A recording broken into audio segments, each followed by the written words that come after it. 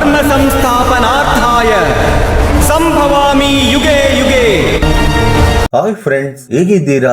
ಇವತ್ತಿನ ಅದ್ಭುತ ವಿಡಿಯೋಗೆ ನಿಮ್ಮೆಲ್ಲರಿಗೂ ಆತ್ಮೀಯ ಸ್ವಾಗತ. ತುಳಸಿ ದೇವಿ ಭೂಲೋಕದಲ್ಲಿಯೇ ಮಹಾಪತಿರೋತೆ ಅಂತ ಪತಿರೋತೆ ಆಗಿರುವುದರಿಂದ ಭೂಲೋಕದಲ್ಲಿ ಇಂದಿಗೂ ಕೂಡ ಆಕೆಯನ್ನ ಪೂಜಿಸುತ್ತಾರೆ ಅಂತ ತುಳಸಿ ದೇವಿ ಶ್ರೀ ಮಹಾವಿಷ್ಣುವಿಗೆ ಈಕೆ ಶಾಪವನ್ನ ನೀಡಿದರು. ಅಸಲಿಗೆ ತುಳಸಿ ದೇವಿ ಯಾರು? ತುಳಸಿ ದೇವಿಯ ಜನ್ಮ ರಹಸ್ಯವೇನು? ತುಳಸಿ ದೇವಿಗೆ ಸಂಬಂಧಪಟ್ಟ ಎಲ್ಲ ವಿಷಯಗಳ ಬಗ್ಗೆ ಇವತ್ತಿನ ವಿಡಿಯೋದಲ್ಲಿ ತಿಳಿದುಕೊಳ್ಳೋಣ ಬನ್ನಿ. ಅದಕ್ಕಿಂತ ಮೊದಲು ನಿಮ್ಮಲ್ಲೊಂದು ಸ್ಮಾಲ್ ರಿಕ್ವೆಸ್ಟ್, ಈ ವಿಡಿಯೋಗೊಂದು ಲೈಕ್ ನೀಡಿ ನಮ್ಮ ಚಾನೆಲ್ ಅನ್ನ ಸಬ್ಸ್ಕ್ರೈಬ್ ಮಾಡಿಕೊಳ್ಳಿ. ಹಾಗೆ ಕಮೆಂಟ್ ಬಾಕ್ಸ್ ಅಲ್ಲಿ ಓಂ ನಮೋ ನಾರಾಯಣ ಎಂದು ಕಮೆಂಟ್ ಮಾಡೋ ಮೂಲಕ ನಿಮ್ಮ ಕೃತಜ್ಞತೆಯನ್ನ ತಿಳಿಸಿ. ಬನ್ನಿ, ಇನ್ನು ತಡ ಮಾಡದೆ ಡೈರೆಕ್ಟ್ ಆಗಿ ವಿಡಿಯೋ ನೋಡೋಣ. ಪೂರ್ವದಲ್ಲಿ ಭೂಲೋಕದಲ್ಲಿ ವಿಪ್ರಜಿತ್ ಎಂಬ ರಾಜನು ಇದ್ದನು. ಆತನಿಗೆ ಒಬ್ಬ ಪುತ್ರನು ಇದ್ದನು. ಆತನ ಹೆಸರೇ ಡೊಂಬನು. ಈ ಡೊಂಬನು ಶ್ರೀ ಮಹಾವಿಷ್ಣುವಿನ ಭಕ್ತನು. ಈ ಡೊಂಬನಿಗೆ ವಿವಾಹವಾಗಿ ತುಂಬಾ ವರ್ಷಗಳಾದರೂ ಕೂಡ ಮಕ್ಕಳಾಗಿರುವುದಿಲ್ಲ. ಇದರಿಂದ ಡೊಂಬನು ತುಂಬಾ ಚಿಂತೆ ಮಾಡುತ್ತಿರುತ್ತಾನೆ. ಆಗ ಡೊಂಬನು ಸಂತಾನ ವರಕ್ಕೋಸ್ಕರ ಬದ್ರಿಕಾ ವನಕ್ಕೆ ಹೋಗಿ ಶ್ರೀ ಮಹಾವಿಷ್ಣುಗೋಸ್ಕರ ಘೋರವಾದ ತಪಸ್ಸನ್ನ ಮಾಡುತ್ತಾನೆ. ಸುಮಾರು 100 ವರ್ಷಗಳ ಕಾಲ ಘೋರವಾದ ತಪಸ್ಸನ್ನ ಮಾಡುತ್ತಾನೆ. ಡೊಂಬನ ಈ ತಪಸ್ಸಿನಿಂದ ಎಲ್ಲ ಲೋಕದಲ್ಲಿರುವ ದೇವತೆಗಳಿಗೆ ಭಯವನ್ನುಂಟು ಮಾಡುತ್ತದೆ. ದೇವತೆಗಳೆಲ್ಲರೂ ಏನು ನಡೆಯುವಂತಿದೆ, ಲೋಕಗಳೆಲ್ಲವೂ ಅಲ್ಲೋಲ ಕಲ್ಲೋಲ ಆಗುತ್ತಿವೆ ಎಂದುಕೊಂಡು ಎಲ್ಲ ದೇವತೆಗಳು ಶ್ರೀ ಮಹಾವಿಷ್ಣುವಿನ ಬಳಿಗೆ ಹೋಗುತ್ತಾರೆ. ಆಗ ಶ್ರೀ ಮಹಾವಿಷ್ಣುವು ನಡೆದನ್ನ ತಿಳಿದುಕೊಂಡು ದೇವತೆಗಳ ಬಳಿ ಈ ರೀತಿಯಾಗಿ ಹೇಳುತ್ತಾರೆ, ನೀವು ಯಾರು ಕೂಡ ಭಯ ಬೀಳುವ ಅವಶ್ಯಕತೆ ಇಲ್ಲ. ಈ ಪ್ರಭಾವವೆಲ್ಲವೂ ಭೂಲೋಕದಲ್ಲಿ ನನಗೋಸ್ಕರ ತಪಸ್ಸು ಮಾಡುತ್ತಿರುವ ನನ್ನ ಭಕ್ತ ಡೊಂಬನದು ಎಂದು ಹೇಳುತ್ತಾರೆ. ಅವನ ಘೋರವಾದ ತಪಸ್ಸನ್ನು ನಾನು ಮೆಚ್ಚಿದ್ದೇನೆ. ಈಗಲೇ ನಾನು ಅವನ ಬಳಿಗೆ ಹೋಗುತ್ತೇನೆ ಎಂದು ಹೇಳಿ ಶ್ರೀ ಮಹಾವಿಷ್ಣುವು ನೇರವಾಗಿ ಡೊಂಬನು ತಪಸ್ಸು ಮಾಡುತ್ತಿರುವ ಸ್ಥಳಕ್ಕೆ ಬರುತ್ತಾರೆ. ಆಗ ಶ್ರೀ ಮಹಾವಿಷ್ಣುವು, ನಿನ್ನ ತಪಸ್ಸಿಗೆ ನಾನು ಮೆಚ್ಚಿದ್ದೇನೆ, ನಿನಗೆ ಯಾವ ವರ ಬೇಕು ಕೇಳಿಕೊ ಎಂದು ಹೇಳುತ್ತಾರೆ. ಆಗ ಡೊಂಬನು ಶ್ರೀ ಮಹಾವಿಷ್ಣುವಿಗೆ ನಮಸ್ಕರಿಸಿ, ಮಹಾಪ್ರಭು, ನನಗೆ ತುಂಬಾ ವರ್ಷಗಳಿಂದಲೂ ಸಂತಾನವಿಲ್ಲ. ನನಗೆ ನಿಮ್ಮಂತ ಶಕ್ತಿವಂತನಾಗಿರುವ ಯೋಗ್ಯನಾಗಿರುವ ಒಬ್ಬ ಪುತ್ರನನ್ನು ಪ್ರಸಾದಿಸಿ ಎಂದು ಬೇಡಿಕೊಳ್ಳುತ್ತಾನೆ. ಆಗ ಶ್ರೀ ಮಹಾವಿಷ್ಣುವು ತಥಾಸ್ತು ಎಂದು ಹೇಳಿ ಅಲ್ಲಿಂದ ಹೊರಟು ಹೋಗುತ್ತಾರೆ. ಆಗ ಡೊಂಬನು ಸಂತೋಷದಿಂದ ತನ್ನ ರಾಜ್ಯಕ್ಕೆ ಮರಳುತ್ತಾನೆ. ಕಾಲ ಕಳೆದಂತೆ ವರದ ಪ್ರಭಾವದಿಂದ ಡೊಂಬನಿಗೆ ಒಬ್ಬ ಪುತ್ರನು ಜನಿಸುತ್ತಾನೆ. ಆ ಪುತ್ರನಿಗೆ ಶಂಖಚೂಡನು ಎಂಬ ಹೆಸರನ್ನ ಇಡುತ್ತಾನೆ. ಶಂಖಚೂಡನು ತುಂಬಾ ಬುದ್ಧಿವಂತನು, ಪರಾಕ್ರಮಿಯೂ ಕೂಡ. ತನ್ನ ಚಿಕ್ಕ ವಯಸ್ಸಿನಲ್ಲಿಯೇ ಎಲ್ಲ ವಿದ್ಯೆಗಳನ್ನು ಕೂಡ ಕಲಿತುಕೊಂಡಿದ್ದನು. ಶಂಖಚೂಡನು ಯೌವನದ ವಯಸ್ಸಿಗೆ ಬಂದಾಗ ತನ್ನ ಗುರುಗಳಾದ ಶುಕ್ರಾಚಾರ್ಯರ ಆಜ್ಞೆಯ ಮೇರೆಗೆ ವಿಂಧ್ಯ ಪರ್ವತದ ಬಳಿಗೆ ಹೋಗಿ ಬ್ರಹ್ಮನಿಗೋಸ್ಕರ ಘೋರವಾದ ತಪಸ್ಸನ್ನು ಮಾಡುವುದಕ್ಕೆ ಶುರು ಮಾಡುತ್ತಾನೆ. ಈ ರೀತಿಯಾಗಿ ಕೆಲವು ವರ್ಷಗಳ ಕಾಲ ಘೋರವಾದ ತಪಸ್ಸನ್ನು ಮಾಡುತ್ತಾನೆ. ಶಂಖಚೂಡನ ತಪಸ್ಸಿಗೆ ಪ್ರಸನ್ನನಾದ ಬ್ರಹ್ಮದೇವನು ಆತನ ಮುಂದೆ ಪ್ರತ್ಯಕ್ಷರಾಗಿ, ನಿನಗೆ ಯಾವ ವರ ಬೇಕು ಕೇಳಿಕೊ ಎಂದು ಹೇಳುತ್ತಾರೆ. ಆಗ ಶಂಖಚೂಡನು, ನಾನು ಯುದ್ಧ ಮಾಡುತ್ತಿರುವಾಗ ನನ್ನನ್ನ ಯಾರು ಕೂಡ ಸೋಲಿಸಬಾರದು, ನನಗೆ ಸಾವೇ ಎಂಬುದೇ ಇರಕೂಡದು ಎಂದು ಬೇಡಿಕೊಳ್ಳುತ್ತಾನೆ. ಆಗ ಬ್ರಹ್ಮದೇವನು, ಹುಟ್ಟಿದ ಮನುಷ್ಯ ಸಾಯಲೇಬೇಕು, ಸಾವನ್ನ ತಪ್ಪಿಸಲು ಯಾರಿಂದಲೂ ಕೂಡ ಸಾಧ್ಯವಿಲ್ಲ, ನೀನು ಬೇರೆ ಯಾವುದಾದರೂ ವರವನ್ನ ಕೇಳಿಕೊ ಎಂದು ಹೇಳುತ್ತಾರೆ. ಆಗ ಶಂಖಚೂಡನು ತುಂಬಾ ಆಲೋಚನೆ ಮಾಡಿ 2 ವರಗಳನ್ನ ಬೇಡಿಕೊಳ್ಳುತ್ತಾನೆ. ಮೊದಲನೆಯ ವರವು, ನನಗೆ ಮಹಾಪತಿರೋತೆಯನ್ನ ಹೆಂಡತಿಯಾಗಿ ನೀಡಿ ಎಂದು ಬೇಡಿಕೊಳ್ಳುತ್ತಾನೆ. ಆಗ ಬ್ರಹ್ಮದೇವನು ತಥಾಸ್ತು ಎಂದು ಹೇಳುತ್ತಾರೆ. ಎರಡನೆಯದು, ನನ್ನ ಹೆಂಡತಿ ಪತಿರೋತೆಯಾಗಿ ಇರುವಷ್ಟು ಕಾಲ ನನಗೆ ಸಾವು ಇರಕೂಡದು ಎಂದು ಬೇಡಿಕೊಳ್ಳುತ್ತಾನೆ. ಈ ರೀತಿಯಾಗಿ ಶಂಖಚೂಡನು ವಿಚಿತ್ರವಾದ ವರವನ್ನ ಬೇಡಿಕೊಳ್ಳುತ್ತಾನೆ. ಆ ನಂತರ ಬ್ರಹ್ಮದೇವನು ತಥಾಸ್ತು ಎಂದು ಹೇಳುತ್ತಾರೆ. ಆಗ ಶಂಖಚೂಡನು ಸಂತೋಷ ಪಡುತ್ತಾ ಮನಸ್ಸಿನಲ್ಲಿ ಈ ರೀತಿಯಾಗಿ ಅಂದುಕೊಳ್ಳುತ್ತಾನೆ, ಬ್ರಹ್ಮ ಹೇಗೋ ನನಗೆ ಮಹಾಪತಿರೋತಿಯನ್ನ ಹೆಂಡತಿಯಾಗಿ ನೀಡುತ್ತಾರೆ, ಆಕೆ ಮಹಾಪತಿರೋತಿಯಾಗಿ ಇರುವುದರಿಂದ ನನಗೆ ಎಂದಿಗೂ ಕೂಡ ಸಾವೇ ಇರುವುದಿಲ್ಲ ಎಂದು ಮನಸ್ಸಿನಲ್ಲಿ ಅಂದುಕೊಳ್ಳುತ್ತಾನೆ. ಬ್ರಹ್ಮದೇವನು ವರವನ್ನು ನೀಡಿದ ನಂತರ ಶಂಖಚೂಡನಿಗೆ, ನೀನು ಬದ್ರಿಕಾವನಕ್ಕೆ ಹೋಗು, ಅಲ್ಲಿ ಧರ್ಮಧ್ವಜನ ಪುತ್ರಿಯಾಗಿರುವ ತುಳಸಿ ದೇವಿ ತಪಸ್ಸನ್ನ ಮಾಡುತ್ತಿದ್ದಾಳೆ, ಆಕೆ ಮಹಾಪತಿರೋತೆ, ಹೋಗಿ ಆಕೆಯನ್ನ ವಿವಾಹ ಮಾಡಿಕೊ ಎಂದು ಹೇಳುತ್ತಾರೆ. ನೀನು ಆಕೆಯನ್ನ ವಿವಾಹ ಮಾಡಿಕೊಂಡರೆ ನಾನು ನಿನಗೆ ಕೊಟ್ಟಿರುವ ವರವು ಕೂಡ ಪೂರ್ತಿಯಾಗುತ್ತದೆ ಎಂದು ಹೇಳುತ್ತಾರೆ. ಆ ರೀತಿಯಾಗಿ ಹೇಳಿ ಬ್ರಹ್ಮದೇವನು ಅದೃಶ್ಯರಾಗುತ್ತಾರೆ. ಆಗ ಶಂಖಚೂಡನು ಬ್ರಹ್ಮದೇವನು ಹೇಳಿದಂತೆ ಬದ್ರಿಕಾವನಕ್ಕೆ ಹೋಗುತ್ತಾನೆ. ಅಲ್ಲಿ ತಪಸ್ಸು ಮಾಡುತ್ತಿರುವ ತುಳಸಿ ದೇವಿಯನ್ನ ನೋಡುತ್ತಾನೆ. ಆಕೆಯ ಸೌಂದರ್ಯಕ್ಕೆ ಮುಗ್ಧನಾಗುತ್ತಾನೆ. ಯಾರು ನೀವು ನೀವು ಇಂಥ ಚಿಕ್ಕ ವಯಸ್ಸಿನಲ್ಲಿ ತಪಸ್ಸನ್ನು ಮಾಡುತ್ತಿದ್ದೀರಾ ಎಂದು ಕೇಳುತ್ತಾನೆ. ಆಗ ತುಳಸಿ ದೇವಿ, ನಾನು ಧರ್ಮಧ್ವಜನ ಪುತ್ರಿ, ನಾನು ಒಳ್ಳೆಯ ಯೋಗ್ಯನಾಗಿರುವ ವೀರನಾಗಿರುವ ಪತಿಯನ್ನು ಪಡೆದು ಭೂಲೋಕದಲ್ಲಿ ಮಹಾಪತಿರೋತಿಯಾಗಿ ಇರಬೇಕೆಂದು ತಪಸ್ಸನ್ನು ಮಾಡುತ್ತಿದ್ದೇನೆ ಎಂದು ಹೇಳುತ್ತಾರೆ. ಆಗ ಶಂಖಚೂಡನು ತುಳಸಿ ದೇವಿಯ ಬಳಿ ಈ ರೀತಿಯಾಗಿ ಹೇಳುತ್ತಾರೆ, ನನ್ನ ಹೆಸರು ಶಂಖಚೂಡನು. ನಾನು ಸುಮಾರು 100 ವರ್ಷಗಳ ಕಾಲ ತಪಸ್ಸನ್ನು ಮಾಡಿ ಸಾಕ್ಷಾತ್ ಬ್ರಹ್ಮದೇವನನ್ನೇ ಮೆಚ್ಚಿಸಿ ವರವನ್ನ ಪಡೆದುಕೊಂಡಿದ್ದೇನೆ. ಯುದ್ಧದಲ್ಲಿ ನನಗೆ ಸೋಲು ಎಂಬುದೇ ಇರುವುದಿಲ್ಲ. ನನ್ನ ಮುಂದೆ ಯಾರು ಕೂಡ ನಿಲ್ಲಲು ಸಾಧ್ಯವಿಲ್ಲ. ವರವನ್ನು ಪಡೆದ ನಂತರ ಬ್ರಹ್ಮದೇವರು ನನ್ನನ್ನ ಈ ಭದ್ರಿಕವನಕ್ಕೆ ಹೋಗಲು ಹೇಳಿದರು. ನೀವು ಇಲ್ಲಿ ಇದ್ದೀರಾ ಎಂದು ಆತನೇ ನನಗೆ ಹೇಳಿದರು. ನಿನ್ನನ್ನು ವಿವಾಹ ಮಾಡಿಕೊಳ್ಳುವುದಕ್ಕೆ ಹೇಳಿದ್ದಾರೆ. ನಾನು ನಿನ್ನನ್ನು ವಿವಾಹ ಮಾಡಿಕೊಳ್ಳುತ್ತೇನೆ ಎಂದು ಹೇಳುತ್ತಾನೆ. ಇದು ನನ್ನ ನಿರ್ಧಾರವಲ್ಲ, ಸಾಕ್ಷಾತ್ ಬ್ರಹ್ಮದೇವನ ನಿರ್ಧಾರ. ನಾವಿಬ್ಬರು ವಿವಾಹ ಮಾಡಿಕೊಳ್ಳೋಣ.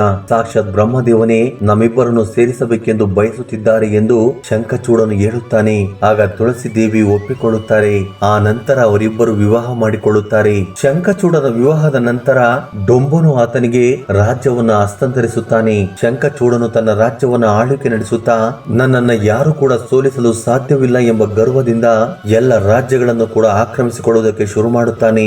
ಭೂಮಿ ಮೇಲಿರೋ ರಾಜ್ಯಗಳನ್ನು ಮಾತ್ರವಲ್ಲದೆ ದೇವಲೋಕದಲ್ಲೂ ಆಕ್ರಮಣವನ್ನ ಶುರು ಮಾಡುತ್ತಾನೆ.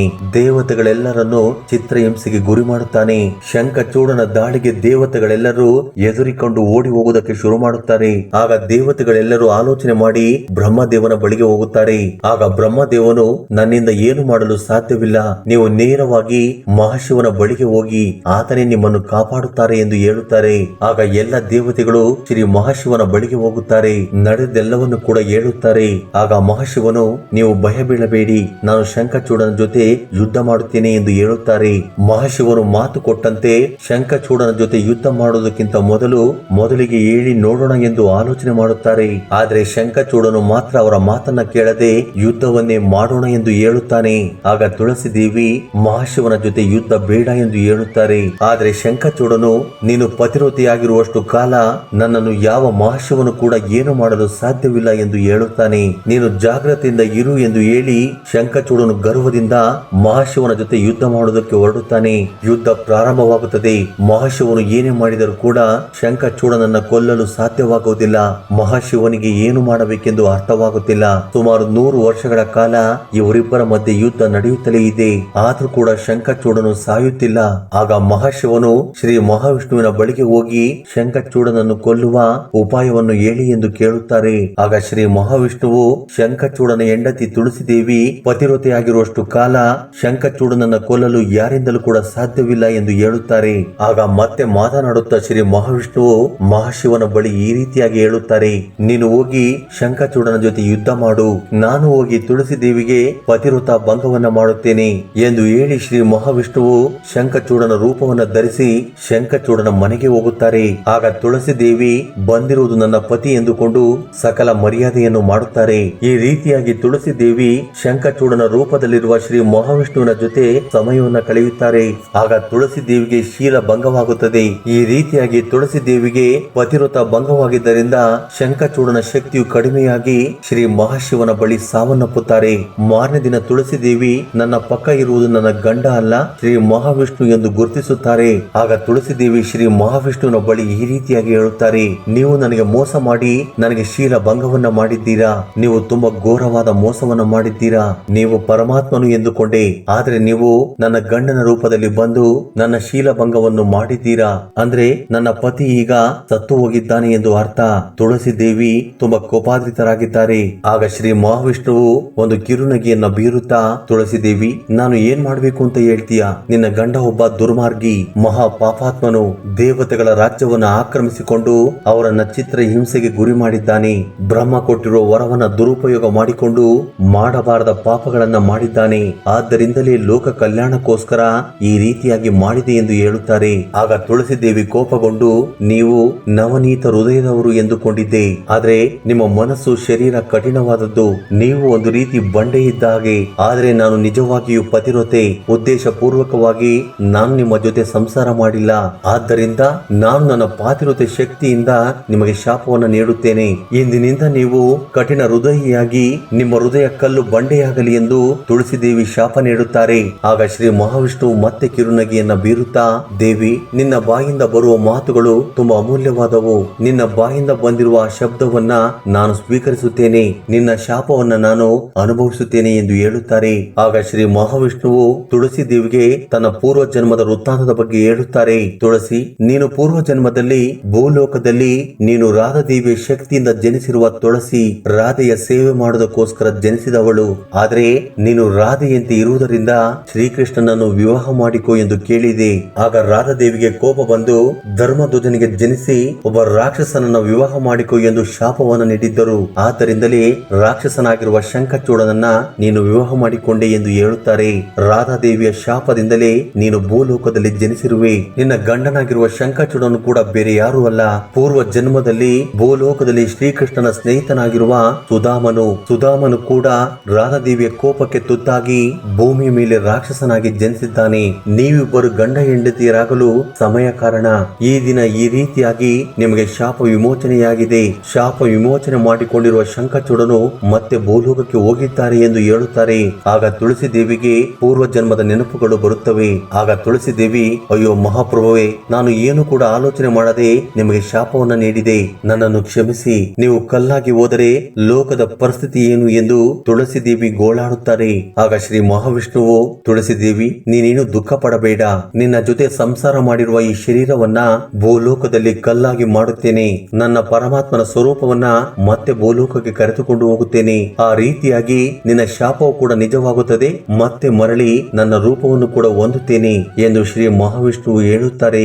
ನೀನು ಮಾತ್ರ ಈ ಲೋಕಕ್ಕೆ ಮತ್ತೊಂದು ಉಪಕಾರವನ್ನ ಮಾಡಬೇಕು. ನೀನು ಈ ಕ್ಷಣವೇ ನಿನ್ನ ಶರೀರವನ್ನ ತ್ಯಜಿಸಿ ಗಂಡಕಿ ಎಂಬ ಹೆಸರಿನಿಂದ ನದಿಯಾಗುತ್ತೀಯ. ಆ ನದಿಯಲ್ಲಿ ನನ್ನ ಶರೀರವನ್ನ ಕಲ್ಲಾಗಿ ಬಿಡುತ್ತೇನೆ. ಈ ಕಲ್ಲು ಸಾಲಿಗ್ರಾಮ ಎಂಬ ಹೆಸರಿನಿಂದ ಪ್ರಸಿದ್ಧಿಯಾಗುತ್ತದೆ. ಇದಕ್ಕೆ ಜನರು ಪೂಜೆಯನ್ನು ಕೂಡ ಮಾಡುತ್ತಾರೆ. ಆದ್ದರಿಂದಲೇ ಸಾಕ್ಷಾತ್ ಶ್ರೀ ಮಹಾವಿಷ್ಣುವಿನ ಶರೀರವೇ ಈಗ ಸಾಲಿಗ್ರಾಮವಾಗಿದೆ. ನಿನ್ನ ಕೂದಲುಗಳು ಭೂಲೋಕದಲ್ಲಿ ಅತ್ಯಂತ ಪವಿತ್ರವಾಗಿರುವ ಸಸ್ಯವಾಗುತ್ತದೆ. ತುಳಸಿ ಎಂಬ ಹೆಸರಿನಿಂದ ಪವಿತ್ರವಾದ ಸಸ್ಯವಾಗುತ್ತೀಯ. ಅದನ್ನ ಜನರು ಪ್ರತಿದಿನವೂ ಕೂಡ ನಿನ್ನನ್ನು ಪೂಜೆ ಮಾಡುತ್ತಾರೆ. ನಿನ್ನ ಕಾಲ್ಬೆರಳ ಉಗುರುಗಳು ಆಮ್ಲ ಮರಗಳಾಗಿ ನಿನ್ನ ಶರೀರ ನದಿಯಾಗಿ ಲೋಕಕ್ಕೆ ಉಪಕಾರವನ್ನ ಮಾಡುತ್ತದೆ. ತಕ್ಷಣ ಈ ಶರೀರವನ್ನ ತ್ಯಜಿಸು ಎಂದು ಹೇಳುತ್ತಾರೆ. ಆಗ ತಕ್ಷಣ ತುಳಸಿ ದೇವಿ ತನ್ನ ಶರೀರವನ್ನ ತ್ಯಜಿಸುತ್ತಾರೆ. ಈಗಲೂ ಕೂಡ ಶಂಖಚೂಡನ ಸಾಮ್ರಾಜ್ಯ ನೇಪಾಳದಲ್ಲಿದೆ. ಶಂಖಚೂಡನ ವಿಗ್ರಹವನ್ನು ಕೂಡ ನೀವು ಅಲ್ಲಿ ನೋಡಬಹುದು.